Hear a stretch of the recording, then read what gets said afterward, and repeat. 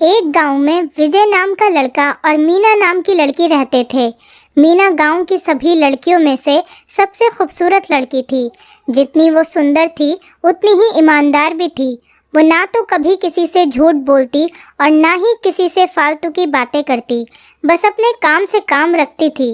उसकी क्लास में एक विजय नाम का लड़का था। वो मन ही मन उससे बहुत प्यार करता था। विजय अक्सर उसके छोटे मोटे काम कर दिया करता था। बदले में जब मीना मुस्कुराकर उसे थैंक यू कहती थी तो विजय की खुशी की सीमा ही नहीं रहती थी। एक बार की बात है, दोनों लोग एक साथ घर जा रहे थे, तभी जोरदार बारिश होने लगती है। दोनों को एक पेड़ के नीचे रुकना पड़ जाता है। पेड़ बहुत छोटा होता है। बारिश की बूंदें छन छन कर उससे नीचे आ रही थी। ऐसे में बारिश से बचने के लिए दोनों एक दूसरे के बेहद करीब आ जाते हैं। मीना को इतने करीब पाकर विजय अपने जज्बातों पर काबू न रख सका।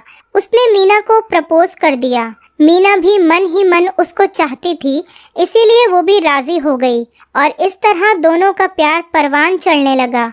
एक बार की बात है, मीना उसी पेड़ के नीचे विजय का इंतजार कर रही थी। विजय को आने में बहुत देर हो जाती है। उसे देखकर मीना नाराजगी से बोली, तुम इतनी देर से क्यों आए? मेरी तो जान ही निकल गई थी। ये सुनकर विजय बोला, मीना, मैं तुमसे दूर कहाँ गया था, मैं तो तुम्हारे दिल में ही रहता हूँ। तुम्हें यकीन न हो तो अपने दिल से पूछ लो। विजय की इस प्यारी सी बात को सुनकर लड़की अपना सारा गुस्सा भूल गई और वो दौड़कर विजय के गले लग गई। एक दिन दोनों लोग उसी पेड़ के नीचे बैठे बातें कर रहे थे। मीना पेड़ के सहारे बैठी थी और विजय उसकी गोद में सर रखकर लेटा हुआ था। तभी मीना बोली, मुझे लगता है अब हमें शादी कर लेनी चाहिए, क्योंकि अब तुम्हारी जुदाई मुझसे बर्दाश्त नहीं होती। तुम्हारे बिना एक पल भी मुझे 100 साल के बराबर लगता है। तुम मुझसे शादी कर लो, नहीं तो मैं मर जाऊंगी। विजय ने झट से लड़की के मुंह पर अपना हाथ रख दिया और बोला, मीना, ऐसी बातें मत किया करो। अगर तुम्हें कुछ हो गया तो मैं कैसे जिंदा रहूंगा? फिर वह कुछ सोचता हुआ बोला, तुम चिंता मत करो, मैं जल्द ही अपने घर वालों से बात करूंगा। धीरे धीरे काफी समय बीत गया। एक दिन की बात है, दोनों लोग फिर से उसी पेड़ के नीचे बैठे हुए थे। उस समय विजय का चेहरा उतरा हुआ था। मीना के पूछने पर वो रुआंसा होकर बोला, मीना, मैंने अपने घर वालों को बहुत समझाया, पर वो हमारी शादी के लिए तैयार नहीं है। उन्होंने मेरी शादी कहीं और पक्की कर दी है। ये सुनकर लड़की का कलेजा फट पड़ा।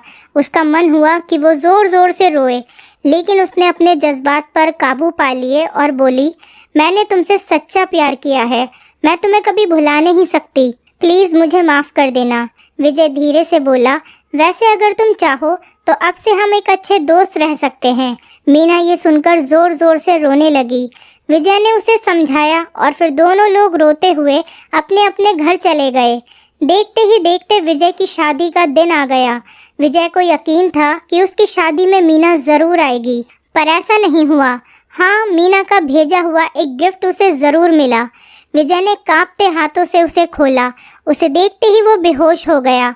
गिफ्ट पैक में और कुछ नहीं बल्कि खून से लथपथ मीना का दिल रखा हुआ था और साथ ही में एक चिट्ठी भी थी जिसमें लिखा हुआ था, अरे पागल, अपना दिल तो लेते जा, वरना अपनी पत्नी को क्या देगा।